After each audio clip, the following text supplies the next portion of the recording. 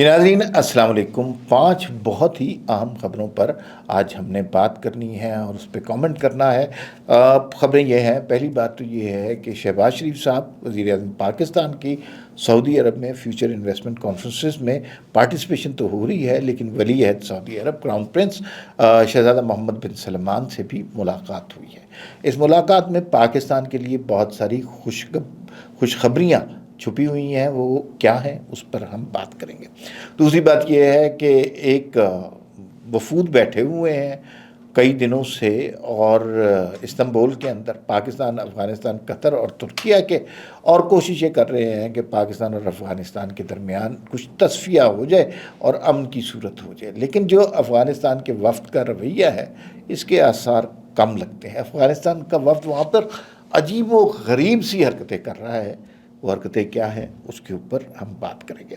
تیسری بات یہ ہے کہ غزہ میں توقع کی جا رہی ہے کہ پاکستان کا فوجی دستے بھیجے جائیں گے امن قائم کرنے کے لیے۔ اس حوالے سے ایک اسرائیلی پروپیگنڈا چل رہا ہے، وہ پروپیگنڈا کیا ہے اس پر ہم بات کریں گے۔ چوتھا، کشمیر میں آزاد کشمیر کے اندر حکومت کی تبدیلی تقریباً رائٹنگ آن دا کارڈ ہے۔ مسلم لیگ نون اور پیپلز پارٹی نے آپس میں اتحاد کیا، لیکن نون لیگ جو ہے وہ حکومت میں شامل نہیں ہوگی وفاق کی طرح۔ 2-3 باتیں ہیں، کیا یہ واقعی تحریک عدم اعتماد منظور ہو جائے گی؟ دوسرا، کیا وفاق میں بھی اختلافات شروع ہو جائیں گے اور تحریک عدم اعتماد آئے گی؟ اس پر بات کریں گے۔ اور آخر میں بات کریں گے سہیل آفریدی، وزیر اعلیٰ کے پی کے کور کمانڈر نے وزیر اعلیٰ ہاؤس میں ان سے ملاقات کی۔ اس ملاقات میں کیا کیا بات ہوئی اس پر بھی بات ہوں گے۔ سب سے پہلے بات کر لیتے ہیں سعودی عرب کے حوالے سے کہ وہاں پر جو انویسٹمنٹ کانفرنس ہو رہی ہے اس میں وزیر اعظم پاکستان شہباز شریف کی شرکت، اور اس میں ایک اقتصادی فریم ورک پر کام کرنا شروع کر دیا گیا ہے شہزادہ محمد بن سلمان سے ملاقات کے بعد۔ تھوڑا سا بیک گراؤنڈ میں جاتے ہیں۔ دیکھیے کہ شہباز شریف صاحب کے حکومت میں آنے سے پہلے پاکستان کے بارے میں کیا کہا جا رہا تھا؟ ایک پروپیگنڈا ہو رہا تھا جس میں کہا جا رہا تھا کہ پاکستان سری لنکا بن جائے گا، پاکستان ڈیفالٹ کر جائے گا، 10 دن کا تیل پاکستان کے پاس نہیں بچا، بینک لوگوں کے پیسے نہیں واپس کر رہے۔ بڑی ہی بلیک سچویشن پاکستان کے بارے میں پیش کی جا رہی تھی۔ شہباز شریف صاحب آئے، شہباز شریف صاحب نے ایک بات تو سارے تسلیم کرتے ہیں، دوستوں دشمنوں انتھک محنت کی ہے، اور انہوں نے بڑے اہم دورے بھی کیے، پاکستان کے معاملات درست کرنے کے لیے اپنی تمام تر کوششیں کی ہیں۔ کوئی کرپشن کا اسکینڈل اس حکومت کے خلاف نہیں آیا، اور یہ لوگ محنت سے پاکستان کی اکانومی کو ٹھیک کرنے کی کوشش کر رہے ہیں۔ اکانومی جادو کی چھڑی سے ٹھیک نہیں ہوتی، ٹائم لگتا ہے، لیکن جو درست اقدامات ہیں، سمت درست ہے، اور ان سے انشاءاللہ پاکستان کی اکانومی ریکور کرے گی۔ اور اس میں شہباز شریف اور فیلڈ مارشل کی جو ٹیم ہے اس کا بہت اہم کردار ہے۔ کہا یہ جاتا تھا پہلے کہ پاکستان میں کوئی وزیر اعظم اپنی مدت نہیں پوری کر سکا، لیکن اب یہ کہا جا رہا ہے کہ شہباز شریف پاکستان میں پہلے وزیر اعظم ہو سکتے ہیں جو اپنی مدت پوری کریں، اور ساتھ ساتھ یہ بھی کہا جا رہا ہے کہ اگر شہباز شریف اپنی مدت نہیں پوری کر سکتے تو پھر کوئی بھی نہیں کر سکتا۔ شہباز شریف نے کوئی اختلافی بات آنے نہیں دی، وہ اور اسٹیبلشمنٹ بالکل ہینڈ ان ہینڈ چل رہے ہیں، اور ایک دوسرے سے تصادم نہیں، تعاون کی صورتحال نظر آ رہی ہے۔ اب سعودی عرب میں جو معاملات ہوئے وہ بڑے خوش آئند ہیں کہ اقتصادی فریم ورک پر کام کیا گیا ہے، اور پاکستان کے عوام کی خوشحالی کے حوالے سے مزید کچھ منصوبوں، توانائی کے حوالے سے، فوڈ سیکیورٹی کے حوالے سے، تجارت کے حوالے سے ان پر کام کرنے کا عندیہ دیا گیا ہے۔ پاکستان سعودی عرب کے ساتھ پہلے ہی ایک دفاعی معاہدے میں بڑی کامیابی سے پارٹ بن چکا ہے، اب اس کے علاوہ معاشی معاہدات بھی ہونے ہیں۔ توقع یہ کی جا رہی ہے کہ شہباز شریف صاحب کچھ معاہدات پر دستخط بھی کریں گے، اور پاکستان کے لیے کچھ خوشخبریاں بھی لائیں گے، اچھی خبریں بھی سنائیں گے۔ یہ بہت ہی اچھی بات ہے، اور اس کا کریڈٹ شہباز شریف کی انتھک محنت کو جاتا ہے، جنہوں نے بڑی بھرپور طریقے سے پاکستان کی ہر فورم پہ نمائندگی کی۔ اور اب ہم توقع کر رہے ہیں کہ میکرو لیول پر جو اکانومی میں چیزیں تبدیل ہوئی ہیں اس کا امپیکٹ اب ہم مائکرو لیول پر بھی ہوگا، اور یہ خوشحالی کے اثرات عام آدمی تک پہنچیں گے۔ دوسرا ایشو ہے بھئی افغانستان کے حوالے سے مذاکرات ہو رہے ہیں. پہلا اس کا دور ہوا دوحہ میں، دوسرا دور استنبول میں ہو رہا ہے جس وقت ہم بات کر رہے ہیں. اس استنبول میں ہونے والے مذاکرات کا ایک نیا دور شروع ہو چکا ہے. لیکن سچی بات ہے میں ذاتی طور پر ان کے بارے میں کچھ زیادہ ہوپ فل نہیں ہوں، اس کا نتیجہ نکلے گا نہیں. دیکھیے پاکستانی وفد کا موقف بہت کلیئر ہے کہ ہم نہیں چاہتے کہ افغانستان کے اندر سے پاکستان کے خلاف کوئی در اندازی ہو. آپ کے ملک سے اگر دہشت گرد پاکستان آتے ہیں تو وہ آپ کی ذمہ داری ہیں. ٹی ٹی پی کے پناہ گاہیں اگر آپ کے پاس ہیں تو ان کو ختم کرنا، ان کو کنٹرول کرنا آپ کے اختیار میں ہونا چاہیے، آپ کی ذمہ داری ہونی چاہیے. ہمارے ہاں حملہ کریں گے تو پھر ہم اس کا جواب دیں گے، اور جواب جیسا دیں گے آپ کو پتہ ہے. تو لیکن افغان وفد کیا کر رہا ہے؟ عجیب و غریب حرکتیں ہو رہی ہیں. افغان وفد جو ہے 3-4 حصوں میں بٹا ہوا ہے. ایک قندھار کے سپورٹر ہیں، ایک کابل کے سپورٹر ہیں، ایک خوست کے سپورٹر ہیں، اور ان کی اپنی اپنی کہانیاں چل رہی ہیں. آپ مذاکرات میں بات کرتے ہیں، یہ فون اٹھا کر باہر نکل جاتے ہیں، کسی سے انسٹرکشن لیتے ہیں اور پھر اس کے بعد جو ہے پرچیاں لکھ کر دے دیتے ہیں.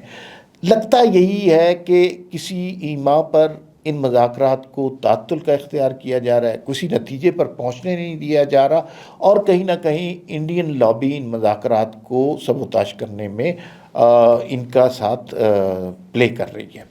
تو اب پاکستان کے تو اب مطالبات کلیئر تھے. اب انہوں نے یہ کہنا شروع کر دیا کہ امریکہ اور یونائٹڈ نیشن بھی ان مذاکرات کا حصہ بنے. یہ بات کو پھیلاتے جا رہے ہیں. تھوڑی دیر کے بعد پھر یہ کہیں گے کہ 10 اور ممالک شامل کریں، 20 اور ممالک شامل کریں. اس طرح حل نہیں ہوتا. یہ 2 ملکوں کے درمیان معاملہ ہے. 2 بڑے باعزت باوقار ممالک اس میں تصفیے کے لیے بیٹھے ہیں، قطر اور ترکی. تو ان معاملات کو آپس میں حل کر لینا چاہیے، نہیں تو پھر پاکستان ایکشن کرنے کی اہلیت بھی رکھتا ہے اور پاکستان انٹینٹ بھی رکھتا ہے. اگر ہمارے ہاں اب دہشت گردی ہوئی تو اب بخشیں گے نہیں. بہرحال مجھے ابھی بھی یہ مذاکرات ہو رہے ہیں اور مجھے اس کے حوالے سے کوئی خاص توقع نہیں لگ رہی. اور یہ یاد رکھیے گا یہ مذاکرات ناکام ہوں گے تو اس میں پاکستان کی ڈپلومیسی کا کوئی قصور نہیں ہوگا. پاکستان نے بھائی یہی کہہ سکتے ہیں نا کہ ہمیں اپنے لوگوں کی حفاظت کرنی ہے، ہم کوئی مطالبہ تو نہیں کر رہے نا. لیکن اگر یہ افغانستان کی طرف سے ایک فریکچرڈ قسم کی مطالبات آ رہے ہیں، کوئی بٹا ہوا سا بیانیہ آ رہا ہے، تو پھر یہ معاملات آگے نہیں چل سکتے. اب تھوڑی سی بات کر لیتے ہیں غزہ کے حوالے سے. خبریں آ رہی ہیں کہ پاکستان کی سیکیورٹی فورسز کو بھی جانا پڑے گا، یا اس حوالے سے بات ہو رہی ہے غزہ میں امن کے قیام کے لیے، اور اس کے حوالے سے کچھ پروپیگنڈا بھی ہو رہا ہے. 2-3 باتیں بہت امپورٹنٹ ہیں. پہلی بات تو یہ ہے کہ پاکستان نے دنیا میں جہاں کبھی بھی لوگوں پر آفت آئی، مظلوم مسلمانوں پر آفت آئی، پاکستان نے بڑھ چڑھ کر حصہ لیا، مسلمانوں کی اور مظلوموں کی حفاظت کی. یہ بہت اچھی بات ہے. پہلی دفعہ اگر یہ ہوتا ہے تو پاکستان کے بوٹس جو ہیں، لوگ جو ہیں وہاں پر فوجی وہاں پر موجود ہوں گے، اور اسرائیل کے لیے یہ خطرے کی بات ہے، ورنہ تو وہ فلسطینیوں کو گاجر مولی کی طرح مار رہے تھے. دوسری بات یہ کہ پاکستان دنیا میں جہاں کبھی بھی انٹرنیشنل مشنز ہوتے ہیں، پیس مشن، پاکستان اس کا پارٹ بنتا. یہاں پر جانا اس لیے امپورٹنٹ ہے کہ 8 ممالک جنہوں نے مسلم ممالک جنہوں نے معاہدے پہ دستخط کیے تھے امریکہ میں، اس میں پاکستان کا نام بھی تھا. تو بجائے اس کے کہ ہم اس پہ خدشات کا شکار ہوں، یہ بڑی عزت کی اور فخر کی اور وقار کی بات ہے کہ پاکستانی فوج اس جگہ امن قائم کرے گی، اور اسرائیل کو جرأت نہیں ہوگی. پھر جو اس کے خلاف پروپیگنڈا ہو رہا ہے وہ زیادہ تر اسرائیلی پروپیگنڈا ہے، اور وہ بنیادی طور پر نہیں چاہتے کہ پاکستان کی افواج وہاں پر جائیں، کیونکہ پاکستان عسکری طور پر ایک بہت طاقتور ملک ہے. اس کا ثبوت دنیا کو دے چکے ہیں. تو اگر پاکستان وہاں ہوگا تو اسرائیل کی مائٹ کو خدشہ ہوگا. تو وہ اس لیے پروپیگنڈا ہو رہے ہیں، لیکن پاکستان کے لیے یہ بہت اچھی بات ہے. چوتھی خبر کشمیر کے حوالے سے. کشمیر میں نون لیگ اور پیپلز پارٹی موجودہ وزیر اعظم چودھری انوار الحق کو ہٹانے کی کوشش کر رہے ہیں. نمبر گیم ان کے پاس پوری ہے. انوار الحق صاحب نے ابھی استعفیٰ نہیں دیا، لیکن اس کے پیچھے بہت کچھ ہو رہا ہے. پیپلز پارٹی کے ٹوٹل 53 لوگ چاہے ہیں وہاں پہ ممبران، 52 لوگ وہاں پر اویلیبل ہیں، ان میں سے 27 ووٹ چاہیے ہوتے ہیں.